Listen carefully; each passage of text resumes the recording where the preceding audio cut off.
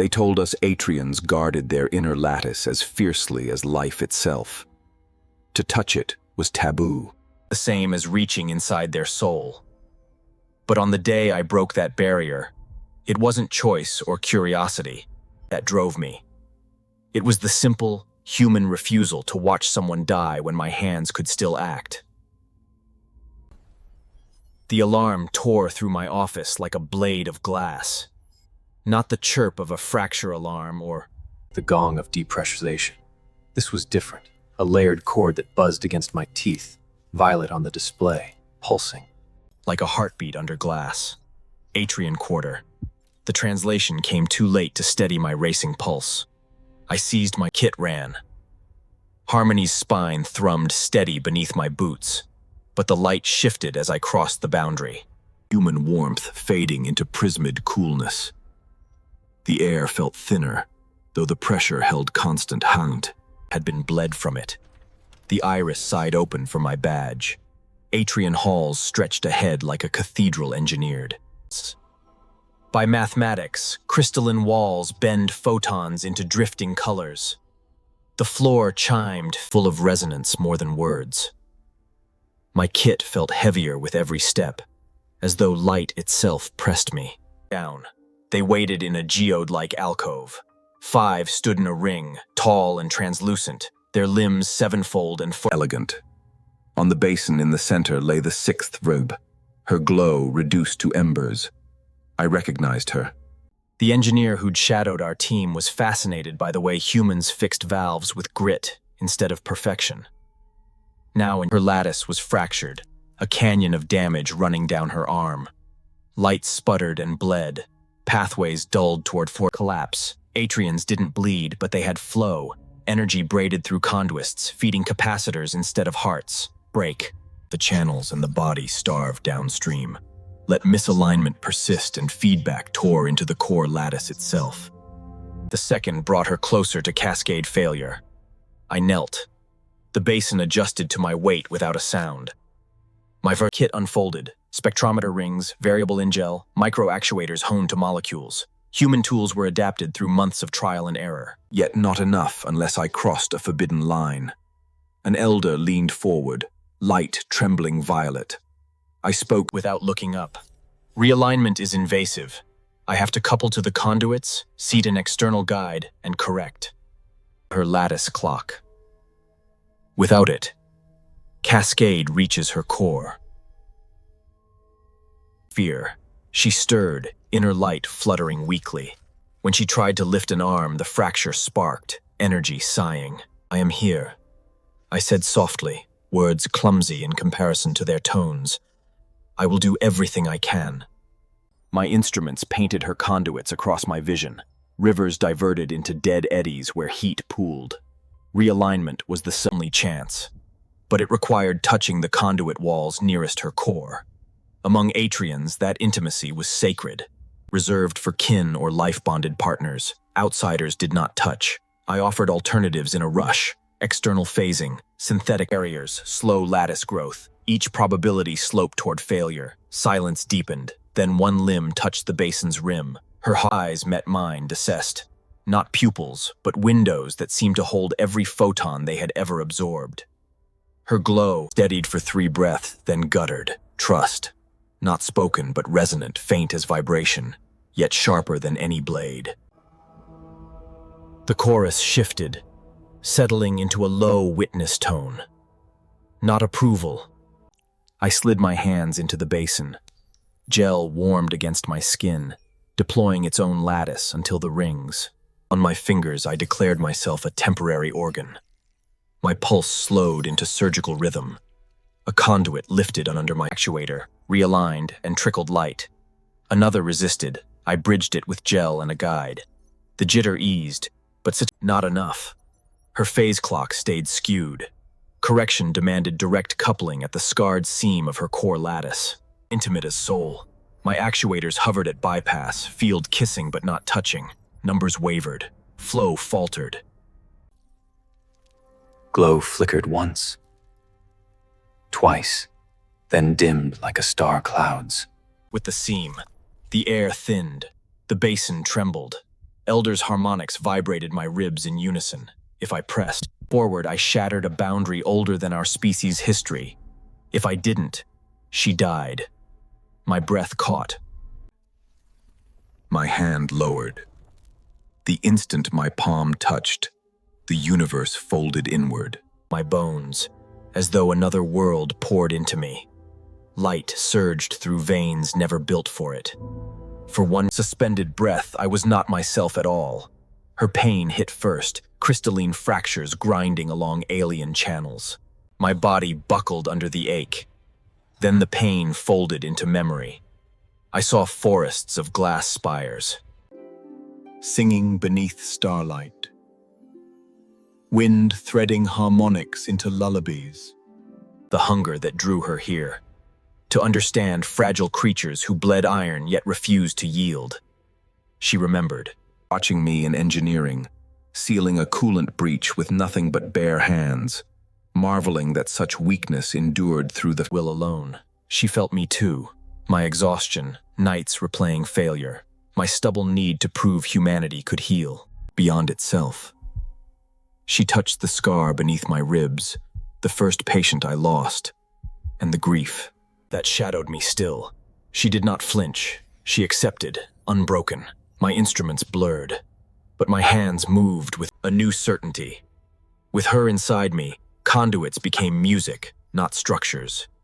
Each adjustment was a note in a melody I now understood. Light climbed through her arm, fractures sealed sun. Her glow brightened toward the spectrum I'd glimpsed only once, Fauk, when she laughed in the mess hall. But the bond deepened as I worked. Her fear braided into me. Her hope, too, is that this bridge might outlast the moment.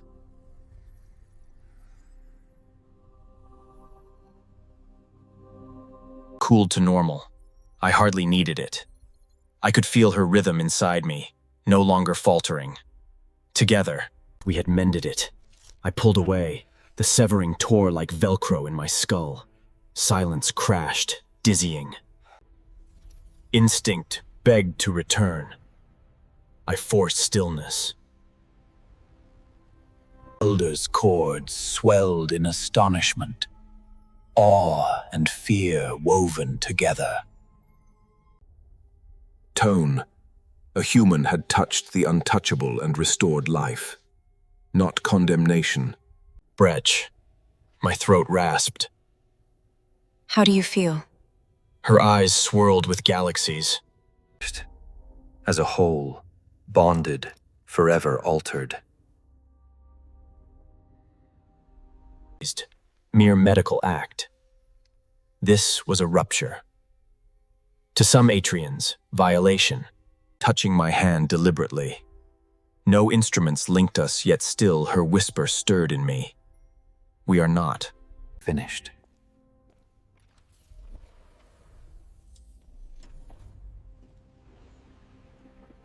Lose myself in hums and consoles.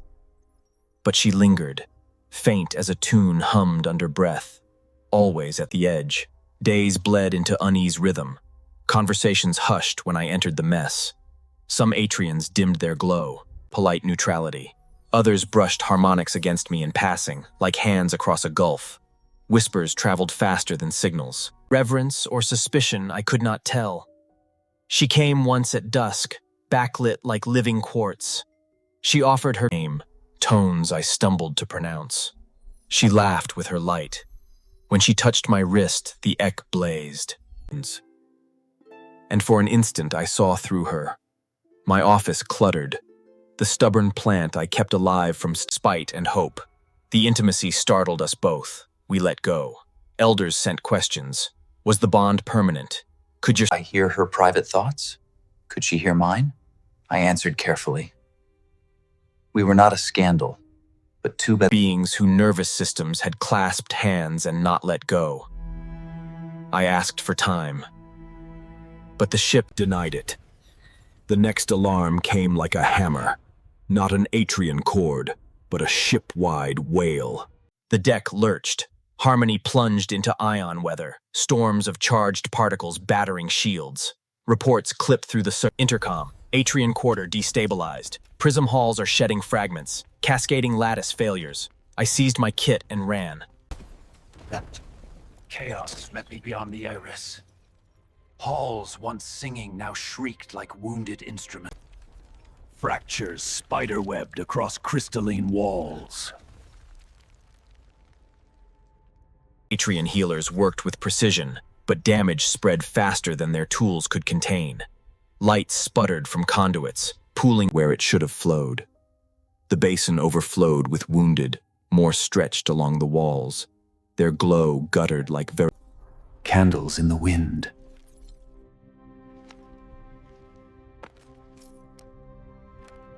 Worked without pause. And then she was there, the one whose trust had broken the taboo.